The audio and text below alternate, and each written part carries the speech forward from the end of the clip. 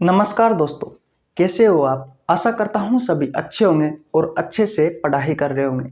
दोस्तों, आज की इस वीडियो में हम कवर करने वाले हैं मानव मस्तिष्क के 10 महत्वपूर्ण प्रश्न जो बार बार आपसे एग्जाम में पूछे जाते हैं। दोस्तों, इस वीडियो में लिए हुए सभी क्वेश्चन इंपॉर्टेंट व सिलेक्टेड है। आप कोई सी भी एग्जाम की तैयारी कर रहे हो, आपके लिए ये वीडियो यूजफुल होने वाली है। दोस्तों, वीडियो को एंड तक जरूर देखना क्योंकि सभी क्वेश्चनों के बारे में हम डिटेल में चर्चा करने वाले हैं। चलिए दोस्तों, आज की क्लास स्टार्ट करते हैं। दोस्तों, क्वेश्चन नंबर 1 है आपका, देखिए। क्वेश्चन नंबर 1 कहता है, मानव मस्तिष्क का अध्ययन विज्ञान की जिस शाखा में किया जाता है उसे कहा जाता है।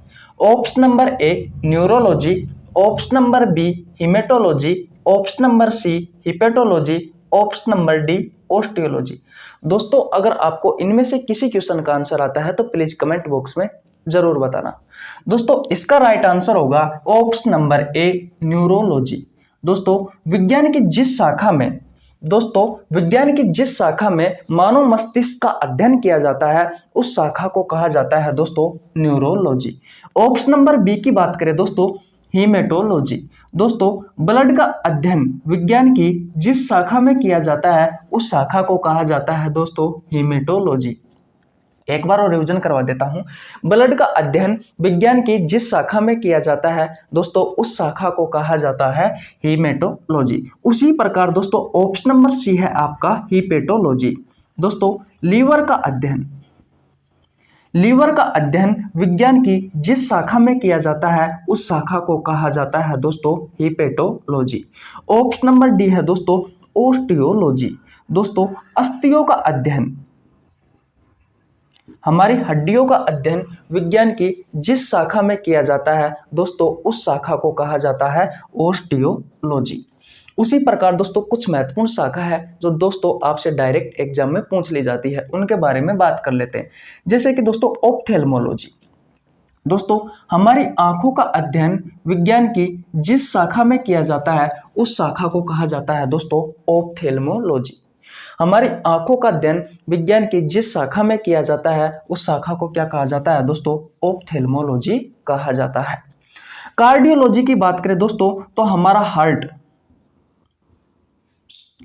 हृदय का अध्ययन विज्ञान की जिस शाखा में किया जाता है उस शाखा को कहा जाता है दोस्तों कार्डियोलॉजी। उसी प्रकार दोस्तों नेफ्रोलॉजी, हमारी जो किडनी होती है दोस्तों, किडनी का अध्ययन विज्ञान की जिस शाखा में किया जाता है उस शाखा को कहा जाता है दोस्तों नेफ्रोलॉजी। क्या कहा जाता है दोस्तों? नेफ्रोलॉजी कहा जाता है। तो दोस्तों आशा करता हूं ये शाखाएं आपको अच्छे से याद हो गई होगी। अगर याद नहीं हुई है तो कोई बात नहीं दोस्तों, मैं आपको एक बार और रिवीजन करवाने वाला हूं। तो देखिए दोस्तों, हमारा क्वेश्चन नंबर 1 है, मानव मस्तिष्क का अध्ययन विज्ञान की जिस शाखा में किया जाता है उसे कहा जाता है। Option number A neurology, option number B haematology, option number C hepatology, option number D osteology. तो दोस्तों आपका राइट आंसर होगा न्यूरोलॉजी। मानव मस्तिष्क का अध्ययन विज्ञान की जिस शाखा में किया जाता है दोस्तों उस शाखा को कहा जाता है न्यूरोलॉजी। ब्लड का अध्ययन विज्ञान की जिस शाखा में किया जाता है उसे कहा जाता है हिमेटोलॉजी। लीवर का अध्ययन विज्ञान की जिस शाखा में किया जाता है उस शाखा को कहा जाता है हिपेटोलॉजी। अस्थियों का अध्ययन, हड्डियों का अध्ययन विज्ञान की जिस शाखा में किया जाता है दोस्तों उसे कहा जाता है ऑस्टियोलॉजी। आंखों का अध्ययन विज्ञान की जिस शाखा में किया जाता है उसे कहा जाता है ऑप्थेल्मोलॉजी। हमारा हृदय का अध्ययन विज्ञान की जिस शाखा में किया जाता है उस शाखा को कहा जाता है दोस्तों कार्डियोलॉजी।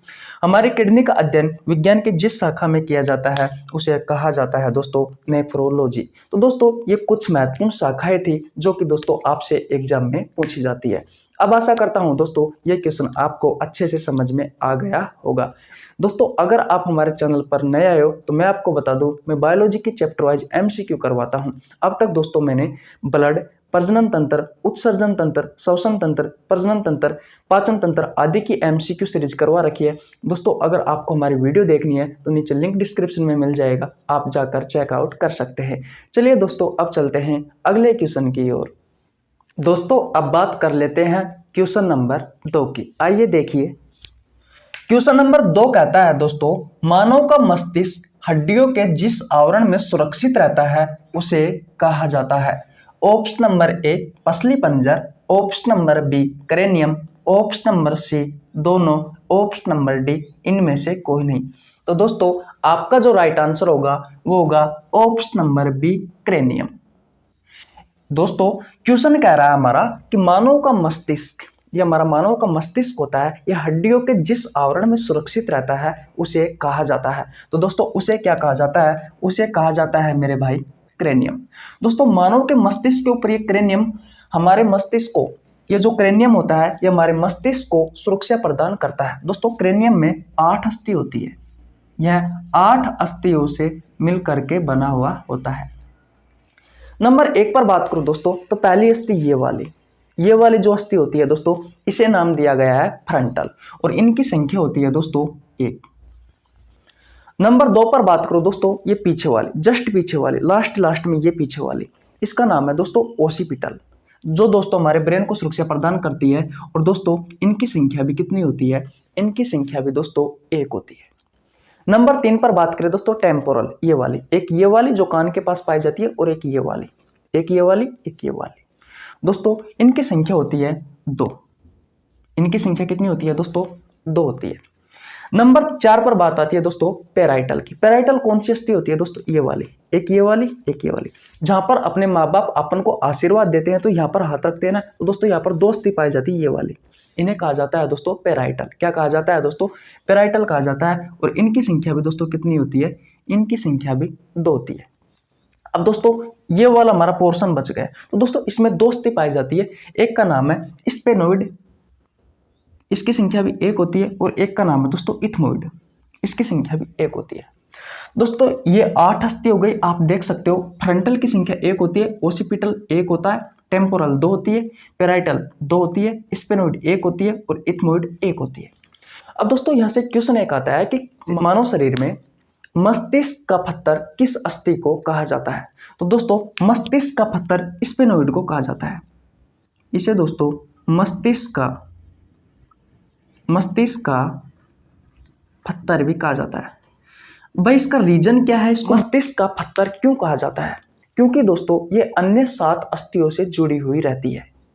ये दोस्तों जो स्पेनोइड जो अस्थि होती है ये अन्य 7 अस्थियों से जुड़ी हुई रहती है। इथमोइड से भी जुड़ी होती है, पैराइटल से भी जुड़ी हुई रहती है, टेम्पोरल से भी जुड़ी हुई रहती है, ओसिपिटल से भी जुड़ी हुई रहती है और फ्रंटल से भी जुड़ी हुई रहती है। दोस्तों यही कारण है कि इसे मस्तिष्क का पत्थर भी कहा जाता है। और दोस्तों इस स्पेनोइड का जो आकार होता है वो तितली के समान होता है। जो हमारी तितली होती है दोस्तों, इस तितली के समान इस अस्थि का आकार होता है। इस तितली के समान इस अस्थि का आकार होता है। तो दोस्तों ये 8 जो अस्थि है ये हमारे मानव मस्तिष्क को सुरक्षा प्रदान करती है दोस्तों। और इन 8 अस्थियों का जो आवरण होता है दोस्तों इसे कहा जाता है दोस्तों क्रेनियम। क्या कहा जाता है दोस्तों? क्रेनियम कहा जाता है। तो दोस्तों आशा करता हूँ ये क्वेश्चन आपको बहुत अच्छे से समझ में आ गया होगा। अगर नहीं आया तो दोस्तों कोई बात नहीं, मैं आपका एक बार और रिवीजन करवा देता हूँ। देखिए दोस्तों क्वेश्चन नंबर 2 कहता है मानव का मस्तिष्क हड्डियों के जिस आवरण में सुरक्षित रहता है उसे कहा जाता है। ऑप्शन नंबर ए पसली पंजर, option number B cranium, option number C दोनों, ऑप्शन नंबर डी इनमें से कोई नहीं। तो दोस्तों आपका जो राइट आंसर होगा वो होगा ऑप्शन नंबर बी क्रेनियम। इसमें दोस्तों 8 अस्थि उपस्थित होती है। फ्रंटल 1, ओसिपिटल की संख्या भी 1 होती है दोस्तों, टेम्पोरल की संख्या होती है 2, पैराइटल की संख्या होती है 2, स्पेनोइड की संख्या होती है 1 और इथमोइड की संख्या होती है 1। इथमोइड का आकार दोस्तों प्लेट के समान होता है। किसके समान होता है दोस्तों? प्लेट के समान होता है। स्पेनोइड का आकार तितली के समान होता है। ये अन्य 7 अस्थियों से जुड़ी हुई होने के कारण दोस्तों इसे मस्तिष्क का पत्थर भी कहा जाता है। दोस्तों पसली पंजर होता है, ये पसली या प्लस रीढ़ की हड्डी से मिल करके बना हुआ होता है। तो दोस्तों आशा करता हूँ ये क्वेश्चन आपको अच्छे से समझ में आ गया होगा।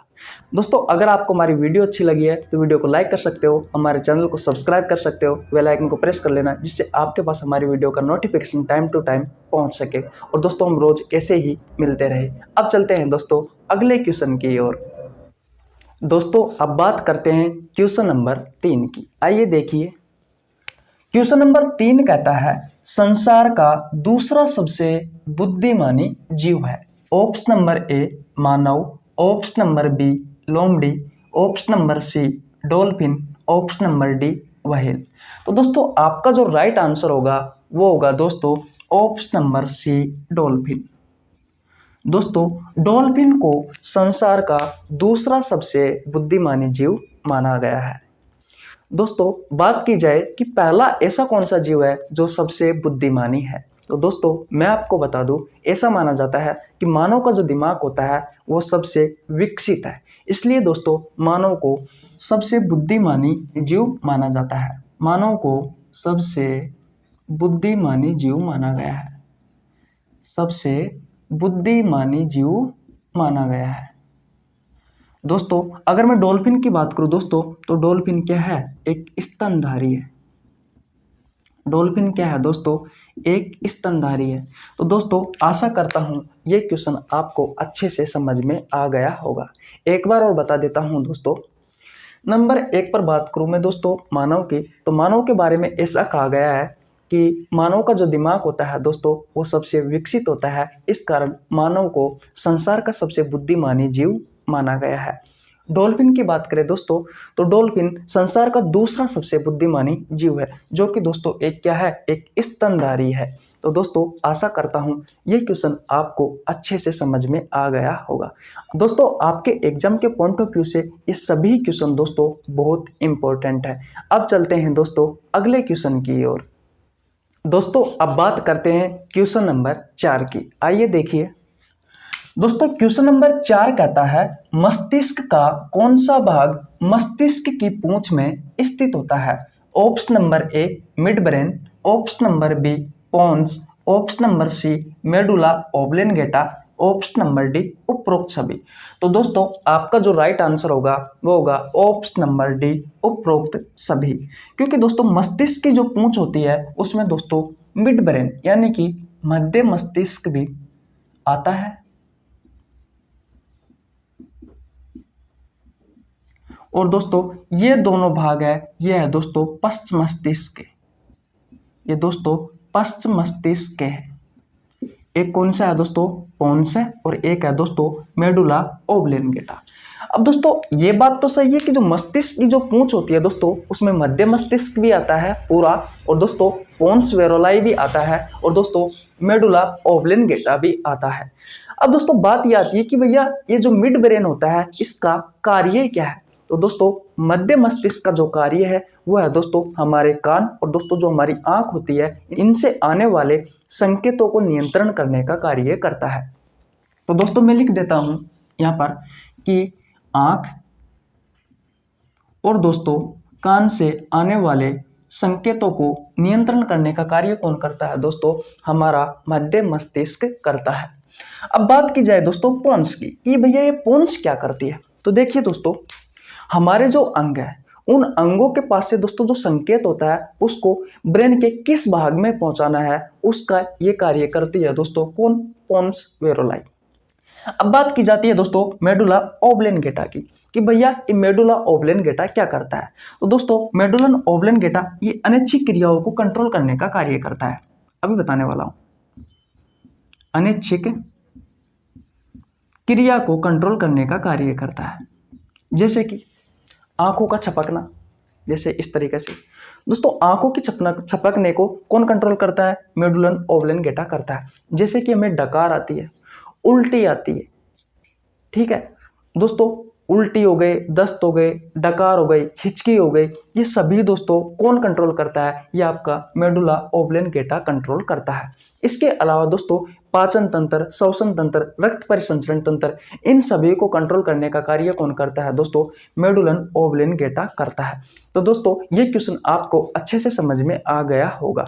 दोस्तों मैं आपका एक बार और रिवीजन करवा देता हूं। देखिए दोस्तों मस्तिष्क का कौन सा भाग मस्तिष्क की पूंछ में स्थित होता है।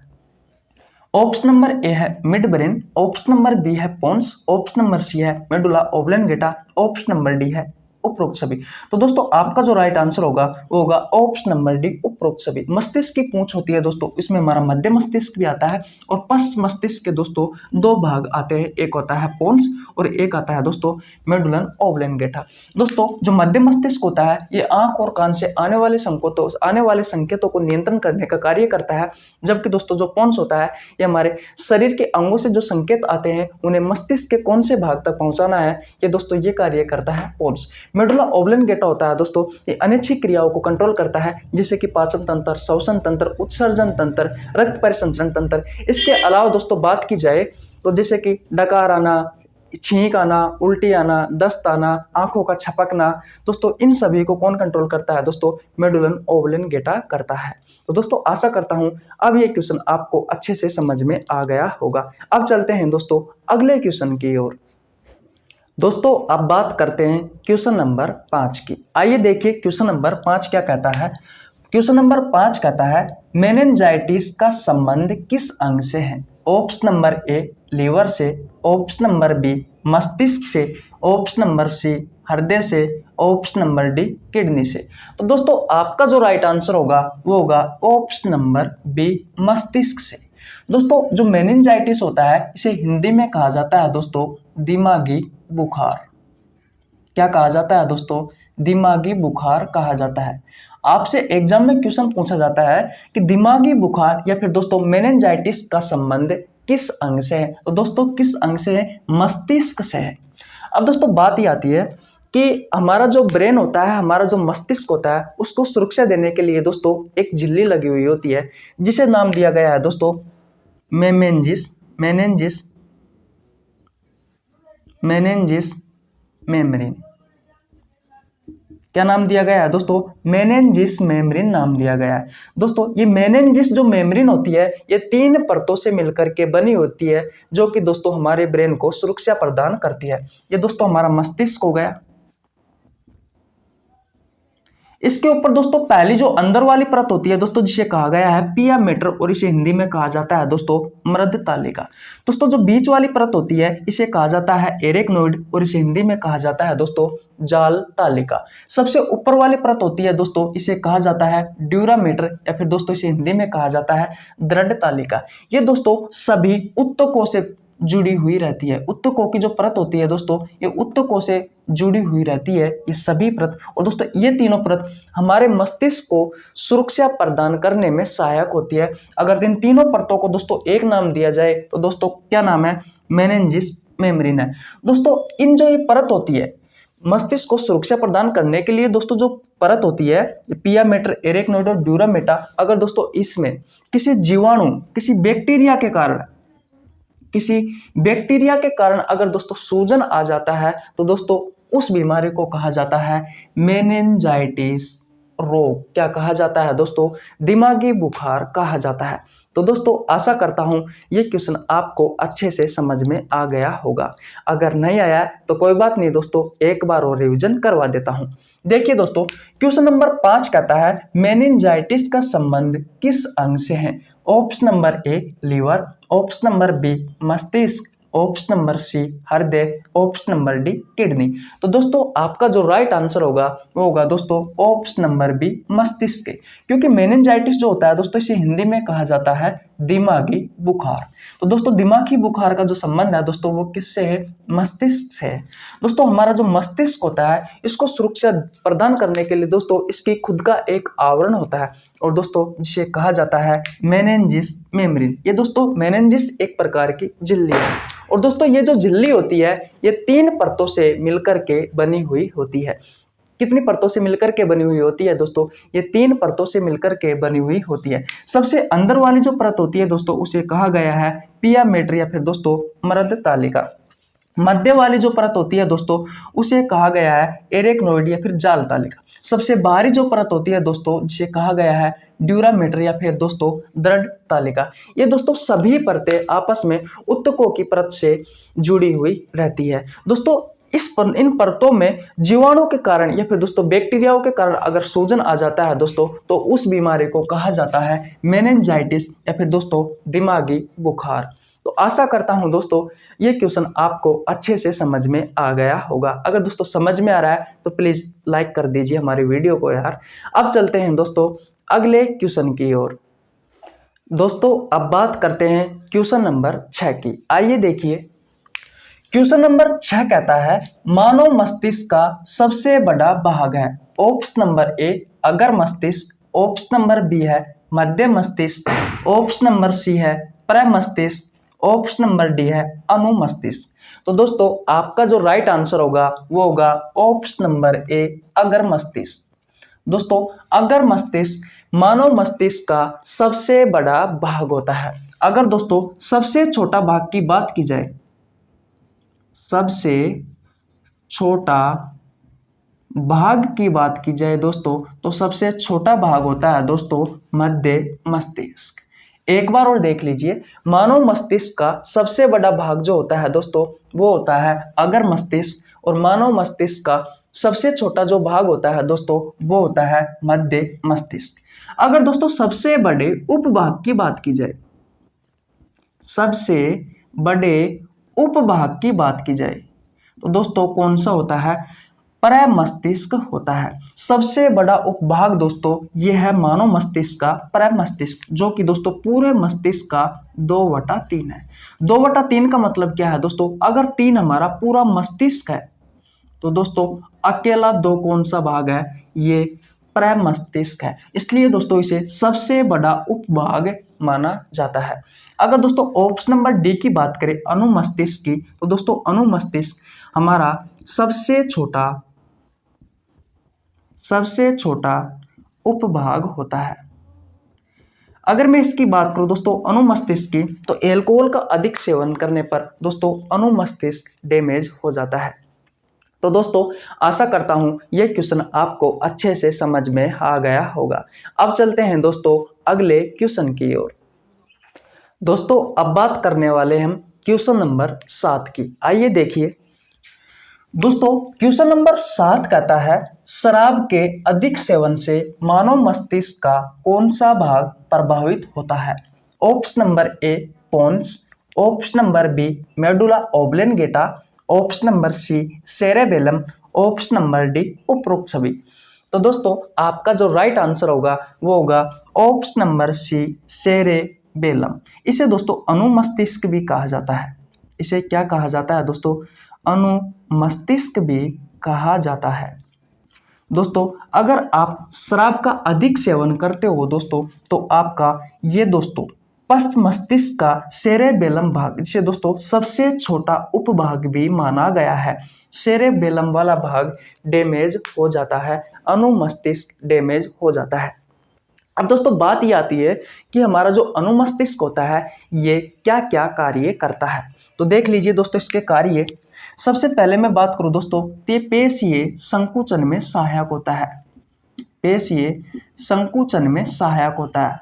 दोस्तों इसका मतलब क्या है, जैसे कि दोस्तों हमारा हृदय होता है जो पूरा एक मांसपेशीय अंग है, उसमें दोस्तों जो फैलाव और जो सिकुड़ाव होता है दोस्तों उसको नियंत्रण करने का कार्य कौन करता है दोस्तों, तो दोस्तों हमारा सेरेबेलम यानी अनुमस्तिष्क कार्य करता है। तो हमारी पेशियों के बीच में दोस्तों जो संकुचन होता है उसको नियंत्रण करने का कार्य कौन करता है दोस्तों, तो दोस्तों ये हमारा सेरेबेलम अनुमस्तिष्क करता है। नंबर 2 पर बात की जाए दोस्तों, तो ये शरीर का संतुलन बनाए रखता है।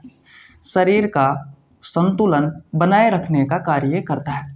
शरीर का संतुलन बनाए रखने का कार्य करता है। किस तरीके से दोस्तों, जब आप शराब पीते हो तो दोस्तों आपका जो अनुमस्तिष्क वाला भाग होता है दोस्तों, जो सेरेबेलम वाला भाग होता है वो डैमेज हो जाता है। इस कारण दोस्तों आप जहाँ पर पैर रखते हो वहाँ पर आपका पैर रखा नहीं जाता, और दोस्तों आपका शरीर है वो कहीं भी आप गिर जाते हो, कहीं भी आप पड़ जाते हो। तो दोस्तों कहने का मतलब ये है कि आपके शरीर को संतुलन बनाए रखने का कार्य कौन करता है दोस्तों, ये सेरेबेलम करता है। क्योंकि दोस्तों ये एल्कोहल के प्रभाव के कारण दोस्तों ये क्या होता है, ये डैमेज हो जाता है। इसके कारण दोस्तों आपका शरीर शराब पीने पर दोस्तों संतुलन नहीं हो पाता, जिस कारण आप गिरते हो। तो मेरा कहने का मतलब ये है दोस्तों कि शरीर को संतुलन बनाए रखने का कार्य कौन करता है दोस्तों, सेरेबेलम अनुमस्तिष्क करता है, जो कि दोस्तों एक पश्च मस्तिष्क का भाग है। नंबर 4 पर दोस्तों बात की जाए, नंबर 3 पर बात की जाए दोस्तों, तो हमारे जो बोलने की जो क्षमता होती है दोस्तों, ये बोलने में भी सहायक होता है, यानी कि जो हम बोलते हैं दोस्तों उसको भी कंट्रोल करने का कार्य करता है। तो दोस्तों आशा करता हूं ये क्वेश्चन आपको अच्छे से समझ में आ गया होगा। दोस्तों मैं एक बार और रिवीजन करवा देता हूं। क्वेश्चन नंबर 7 कहता है, शराब के अधिक सेवन से मानव मस्तिष्क का कौन सा भाग प्रभावित होता है? Option number A pons, option number B medulla oblongata, option number C cerebellum अनुमस्तिष्क। तो दोस्तों आपका जो राइट आंसर होगा वो होगा ऑप्शन नंबर सी सेरेबेलम अनुमस्तिष्क। दोस्तों अनुमस्तिष्क के कार्य क्या है? ये दोस्तों पेशीय संकुचन में सहायक होता है, शरीर को संतुलन करने में भी सहायक होता है, दोस्तों बोलने में दोस्तों बोलने की भाषा को दोस्तों जो कंट्रोल करता है, बोलने की क्षमता को जो कंट्रोल करता है, उसमें भी दोस्तों अनुमस्तिष्क सेरेबेलम सहायक होता है। ऑप्शन नंबर ए और ऑप्शन नंबर बी पोन्स और मेडुला ओब्लेंगेटा के बारे में दोस्तों मैं पिछले क्वेश्चनों में चर्चा कर चुका। फिर भी दोस्तों मैं आपको एक बार और बता देता हूं कि हमारा जो पोन्स होता है ये क्या करता है, हमारे अंगों से जो संकेत होते हैं दोस्तों मस्तिष्क के किस भाग में पहुंचाने हैं उसका कार्य दोस्तों कौन करता है? पोन्स करता है। ऑप्शन नंबर बी की बात की जाए दोस्तों मेडुला ओब्लेंगेटा, मेडुला ओब्लेंगेटा क्या करता है? अनैच्छिक क्रियाओं को कंट्रोल करने का कार्य करता है, जिस तरीके से आंखों का छपकना, डकार आना, हिचकी आना, उल्टी आना, दस्त आना, उत्सर्जन दोस्तों, श्वसन तंत्र, पाचन तंत्र, रक्त परिसंचरण तंत्र आदि को कंट्रोल करने का कार्य कौन करता है दोस्तों? मेडुला ओब्लेंगेटा करता है। तो दोस्तों आशा करता हूं ये क्वेश्चन आपको अच्छे से समझ में आ गया होगा। अब चलते हैं दोस्तों अगले क्वेश्चन की ओर। दोस्तों अब बात करते हैं हम क्वेश्चन नंबर 8 की। आइए देखिए, क्वेश्चन नंबर 8 कहता है, पुरुष के मस्तिष्क का भार होता है। Option number A 1450 gram, option number B 1350 gram, option number C 300 से 400 ग्राम, ऑप्शन नंबर डी कोई नहीं।